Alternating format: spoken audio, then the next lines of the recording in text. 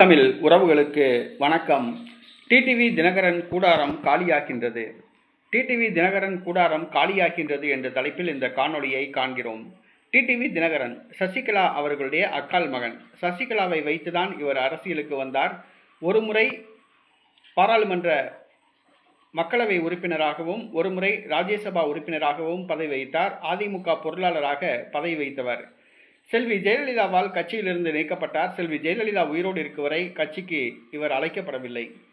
செல்வி ஜெயலலிதா மரணமடைந்து சசிகலா சிறைக்கு செல்வதற்கு 1 மணி நேரத்துக்கு முன்பாக டிடிவி தினகரனை கட்சியில் சேர்த்து துணை பொதுச் செயலாளராக்கி கட்சியை ஒப்படைத்து விட்டு சென்றார்.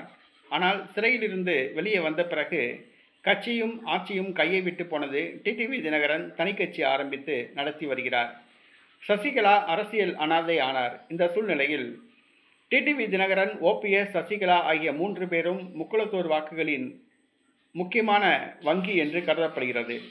தற்பொழுது டிடிவி தினகரன் பாஜக பக்கம் போய் சேர்ந்து விட்டார். ஓபிஎஸ் திமுக பக்கம் சேரப்போகிறார். இந்த சூழ்நிலையில் சசிகலா ஒரு அரசியல் கட்சியை ஆரம்பிக்கிறார். டிடிவி தினகரன் பக்கம் இருந்தவர்கள் எல்லாம் முக்குளத்தூர் சமுதாயத்தை சார்ந்தவர்கள். அவர்கள் முக்குளத்தோருக்கு முக்கியத்துவம் கொடுக்காததால் அதிமுகவுக்கு வாக்களிக்காமல் இருந்தார்கள். அதிமுக பக்கம் சேராமல் இருந்தார்கள்.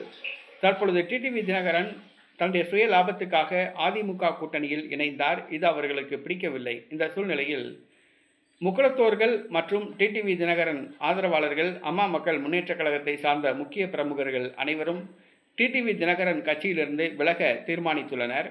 இன்றைய தினம் சசிகலா பசும்பொன்னில் தன்னுடைய அரசியல் பிரவேசத்தை அறிவிக்கிறார். தான் நடத்துகின்ற பொதுக்கூட்டத்தில் அரசியல் கட்சியின் பெயரையும், எந்த தொகுதியில் போட்டியிடுகிறார் என்பதையும், எந்த கட்சியுடன் கூட்டணி என்பதையும் அறிவிக்கிறார். டிடிவி தினகரன் ஆதரவாளர்கள் அந்த கூட்டத்தில் பெருமளவில் கலந்து கொள்வார்கள் என்று எதிர்பார்க்கப்படுகிறது. டிடிவி தினகரன் கூடாரம் காலியாகின்றது.